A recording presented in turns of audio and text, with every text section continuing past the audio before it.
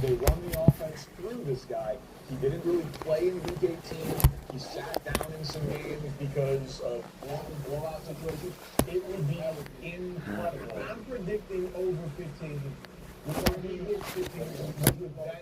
would then be a record for most rushing yards in back-to-back seasons. So he has a chance to really cement all-time legacy status for not getting the single-season title last year. Can't wait to see how he follows up history.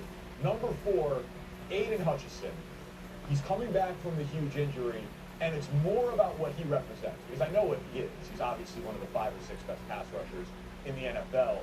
But I feel like last year, as great of a story as Washington was, we were robbed of the NFC Championship game that we deserved. The Lions never been to a Super Bowl in their franchise's history, and the injuries to their defensive starters became so comical that they were able to score. They got the 1 seed by beating Minnesota in Week 18. They get the bye. They host Washington in the divisional round. They scored 31, and they get blown out, right? Because they give up 45. They were basically drawing dead going into the playoffs as a 1 seed because that no one could overcome that with their defensive games lost. If Hutchinson can just get them to league average, because there's questions with Ragnow's retirement, Ben Johnson's departure, Aaron Glenn's departure. Are the Lions, who have been a great team the last 2.5 years, are they going to backslide with their difficulty of schedule, difficulty of the division?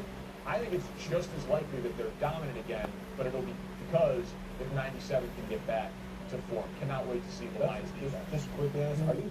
He looks good here. As far as the editor of Hobblewalk, that injury was brutal, and he looks pretty good. Nick was worried that maybe the muscle definition on his legs look a little bit different. Yeah, I don't know if that's fair or not, but I know Nick plays a doctor in this scene. I have no idea. I try not to judge the OTA videos. Looks good crawling there.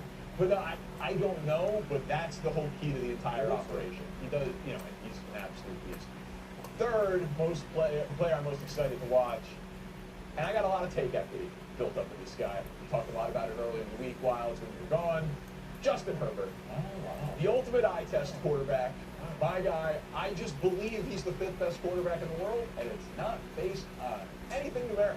And it's not based on performance in the playoffs either, because he's 0-2, but can't be. But, Brew, he still is on pace to beat Peyton Manning. That's right. He is.